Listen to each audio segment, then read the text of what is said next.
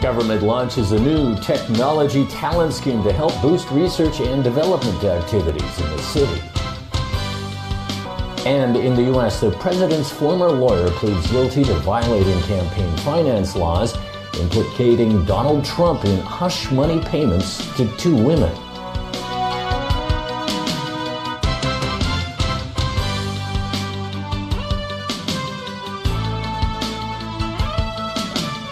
Hello and welcome to TVB News. Starting today, local research institutions and enterprises can apply for government subsidies to recruit postdoctoral talents to carry out research and development work. The applicants can also make use of the new funding to train up staff in advanced technologies. Sharon Tang has details. Bringing together more top-notch talent.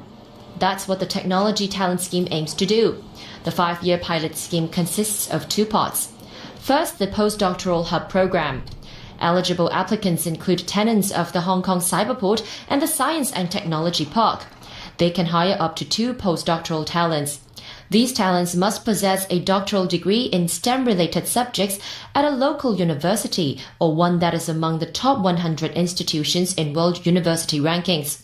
The scheme will provide a monthly allowance of $32,000 for each talent for up to 2 years. The second component of the scheme launched today is the Reindustrialization and Technology Training Program. It subsidizes local companies on a 2-to-1 matching basis to train their staff in advanced technologies that are not yet widely adopted locally. The trainees must be Hong Kong permanent residents. So, do potential beneficiaries find the scheme useful? Fred Kwong now works at the University of Hong Kong, where he obtained a doctoral degree in chemistry. He says talent like him lacks working experience, so the pay is attractive, but more directions should be given as to what will happen when the scheme is over. Meanwhile, a lawmaker stressed there are not enough postdoctoral talents to begin with. He hopes the scheme will attract more locals to pursue related degrees and eventually choose to work here. Sharon Tang, TVB News. Another local case of dengue fever was confirmed today, bringing the total to 19. The latest patient is a Sai Kung resident who had been to Lion Rock Park. As Caleb Bloom reports, mosquito control is being ramped up on Cheung Chau, where 3 other dengue infections have happened. Around 100 Civil Aid Service officers were dispatched to Cheung Chau today. Their mission: to eradicate mosquitoes on the island in a bid to contain the current dengue fever outbreak. They also handed out mosquito control leaflets. As a number of Cheung Chau residents are among the patients, the authorities now believe the island is a major source of infection. All local cases have so far been related to the dengue serotype 1 virus, but a microbiologist warned of the risks associated with secondary infections with a different serotype. Dengue is a very strange virus. When you get the first time of infection, it is not very serious. But if you get the second time, then because of the partial protection of the first infection, then you may have more serious infection. This year, Hong Kong has recorded more than 60 imported infection cases, mainly from Thailand, the Philippines, and Cambodia. Paul Chen warned that the imported cases might be related to different virus types. Therefore, it is necessary to keep up with the mosquito control work. Caleb Loong, TVB News.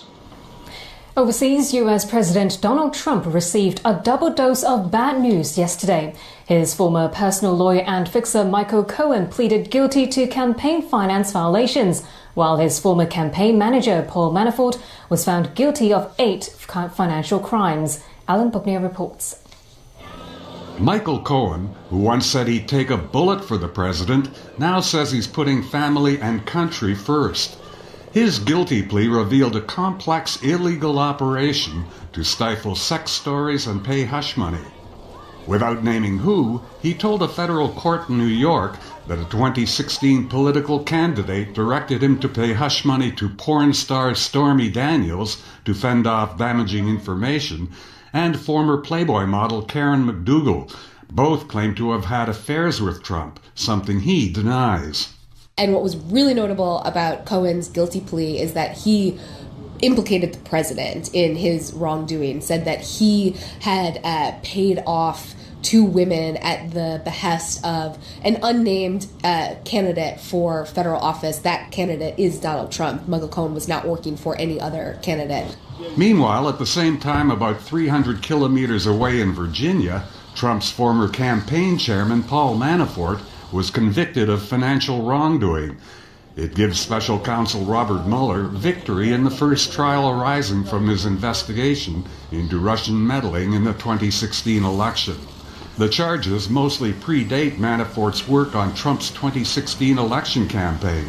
I feel badly for both. I must tell you that Paul Manafort's a good man. He was with Ronald Reagan. He was with a lot of different people over the years, and I feel very sad about that.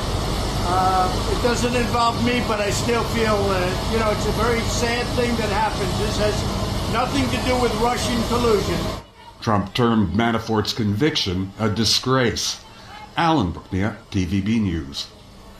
Social media giant Facebook has banned more than 650 accounts, groups and pages linked to Russia and even Iran. The reason, what Facebook called coordinated inauthentic behavior that included the sharing of political material. Cybersecurity experts highlighted the dangers of such activities. That all a hacker needs to do, a state-sponsored hacker, and particularly a Russian state-sponsored hacker, is to create doubt in the results of an election in just one precinct that could then cause us to question our entire voting system.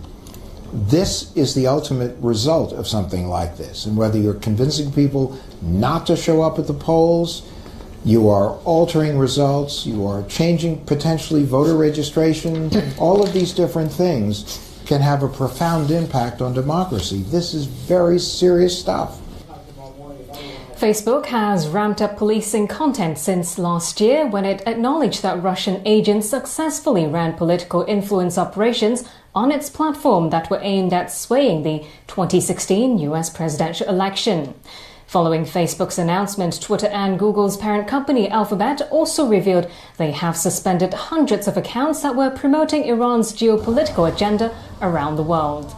Analysts say the campaign was aimed at users in the US, Britain, Latin America and Middle East up through this month. Australian Prime Minister Malcolm Turnbull abandoned his government's controversial proposal to cut company taxes. Turnbull said it's evident that the measure would not pass through the Senate, where his Liberal Party doesn't control enough seats. He added that the political consensus that the cuts would drive productivity is no longer apparent. Turnbull narrowly survived a leadership challenge within his own party yesterday. His rival Peter Dutton said he is planning a second challenge. Turnbull called for a surprise ballot before Dutton had time to lobby colleagues for support. China expects Taiwan's last diplomatic ally in Africa, the Kingdom of Eswatini, to switch allegiances to Beijing soon. This is Beijing prepares to host African leaders for a summit on cooperation early next month. The latest development comes a day after the self-ruled island lost longtime ally El Salvador to what it called Beijing's dollar diplomacy. Jeff Tang reports. Just one day after losing its third ally to Beijing this year, Taiwan could soon see its stable of allies shrink even further. This as China prepares to lure away Taiwan's last African ally, Eswatini, when Beijing hosts the continent's leaders at the Forum on China-Africa Cooperation in 2 weeks. Eswatini, the kingdom formerly known as Swaziland, is just one of 17 countries that formally recognizes the self-ruled island. Assistant Foreign Minister Chen Xiaodong made Beijing's intentions clear this morning. We hope that all African nations, with none left behind, can take part in positive China-Africa cooperation and become a member of the largest family get-together, he said. I believe that this is not just a pursuit of China, it is also a widespread shared expectation of African nations. Foreign Minister Wang Yi today also announced that the summit, scheduled for September 3rd and 4th in Beijing, will be chaired by President Xi Jinping. Wang expects that Chinese leaders and their African counterparts will renew their friendship, discuss cooperation plans and come up with a roadmap for the future at the summit. Reports say Beijing is already putting in the groundwork to lure Eswatini over to its side ahead of the summit. This comes a day after China won over Central American nation El Salvador, the third country to sever ties with Taiwan this year. Burkina Faso and the Dominican Republic have already jumped ships earlier this year. Taipei accuses Beijing of buying diplomacy by offering generous aid and loan packages to lure its allies and has vowed to fight what it called China's increasingly out-of-control behavior. Jeff Tang, TVB News. Elderly Koreans said tearful goodbyes at the end of rare reunions in North Korea. About 200 South Koreans boarded buses bound for the South after a last meeting and luncheon at the end of a 3-day visit. More than 300 more South Koreans will participate in a second round of reunions from Thursday to Sunday. This comes after a 3-year hiatus during which North Korea conducted 3 nuclear tests and multiple missile launches. North Korean leader Kim Jong-un has shifted towards diplomacy, enabling the reunions to take place. A magnitude 7.3 earthquake struck Venezuela's eastern coast, but there were no immediate reports of injuries. The quake was felt as far as Bogotá, the capital city of neighboring Colombia. It also knocked out power in parts of Trinidad in the Caribbean. The tremor is one of the strongest Venezuela has experienced. It struck on Tuesday afternoon along the country's picturesque coast, home to largely poor fishing communities. But the quake's depth at 123 kilometers below the Earth's surface appeared to have mitigated the damage. Meanwhile, sources at Venezuela's state-owned oil company said the OPEC members' oil fields and refineries were operating normally. Brexit negotiations resumed yesterday after a summer break. Negotiators from both sides are expressing cautious optimism that they can reach a deal and prevent a disorderly UK exit from the European Union. Our challenge for the coming weeks is to try and define an ambitious partnership between the UK and the EU, a partnership that has no precedent. This partnership has to respect the single market and the foundations of the European project. And if this is well understood, we can conclude the negotiations successfully. There are still gaps. We've had an honest conversation about those. Equally, on our side, we feel we've shown the ambition, the energy and the pragmatism, and I know how committed Michel is to securing a deal. And if we have that ambition, that pragmatism and that energy on both sides, I'm confident we can reach the agreement in October. And still ahead tonight. 4 professional bodies call for a land bank to ensure a stable supply. The PolyU takes part in the development of a Mars camera. And the Museum of Art receives paintings from artist Wu Guangzhong's family.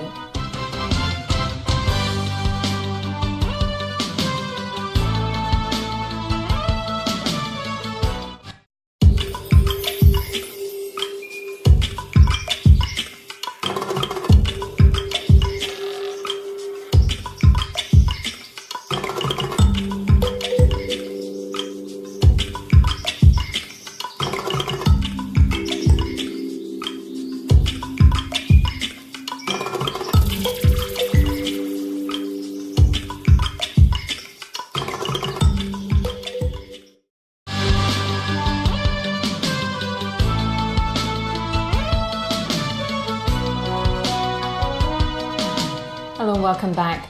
4 local professional bodies have called on the government to come up with a land bank to ensure a stable land supply. The 4 bodies, representing local surveyors, architects, landscape architects and the planning profession, raised their concerns this morning, in particular a projected shortage of 1,200 hectares of land in the coming 3 decades. 3 of the 4 professional groups believe land reclamation is a solution, while there's a consensus among them on the need for a land bank. We are in support of having land bank. It's like a saving so that we can save and then to use when it's necessary, okay? Rather than we only meet the minimum. So the point is not so much about a numbers game. The point is really more about the overall approach for a vision of the city in the future. 9 jurors will now decide if a medical professor is guilty of killing his wife and daughter 3 years ago. Pinky Wong with details from the High Court. Kwok Kim Sun is now a double murder suspect. The associate professor from Chinese University's Department of Anesthesia and Intensive Care is accused of murdering his wife and daughter in 2015. He pleaded not guilty to both murder charges. That's after his 47-year-old wife and 16-year-old daughter were found dead in a vehicle. Speaking on the deaths from 2015, the prosecution said autopsies concluded both women died from carbon monoxide poisoning. After a vehicle inspection, police confirmed the gas did not come from the car, but an inconspicuous yoga ball was found inside the trunk, filled with carbon monoxide with its air pump removed. The 53-year-old defendant once admitted that he inflated the yoga balls in a university's laboratory to kill mice. Prosecutors dismissed it as an excuse, saying Cole put the yoga ball in the vehicle knowing his wife was going to drive it, but he didn't expect his daughter would also be in the car. The prosecution also argued Cole's expertise means he is well aware of how dangerous the gas is. Earlier, 9 people were sworn in as jurors for the 25-day hearing. Prosecutors plan to summon 20 witnesses. Pinky Wong, TVB News. The Hong Kong Polytechnic University will take part in a joint project to create a camera for the country's first Mars probe. The camera will be jointly developed with the China Academy of Space Technology. The two parties signed an agreement today. The camera will be used to monitor the deployment status of a rover, which is a part of the probe. The probe is scheduled to launch in 2020 at the earliest and will conduct an orbital and surface exploration of the planet in a single mission. Back locally, Hong Kong's art collection just got bigger. Wu Guangzhong's family today donated another batch of paintings ahead of the Chinese artist's 100th birthday next year. Talk about integrating Chinese and Western art. Wu Guangzhong is widely seen to have mastered that. In this old video, the Jiangsu native talked about his love for Hong Kong and how the city streets inspired him. The Chinese artist who died of cancer in 2010 is celebrated for mixing Chinese ink painting and contemporary Western drawing, often presented in simple brushstrokes. 2 years ago, his work fetched over $230 million at auction. Wu Keyu today said his father always wanted his art displayed in public museums for more to see. That's why the family donated another batch of works to the Hong Kong Museum of Art, boasting its Wu Guangzhong collection to 450 items, including oil paintings, watercolors, and sketches. Even the chief executive noted her excitement to appreciate the paintings up close at a permanent Wu Guangzhong art gallery. It will open next year when renovation works at the Harbourfront Museum are completed. That will coincide with other activities to mark the artist's 100th birthday. And that's the news. Thanks for joining us. Bye-bye.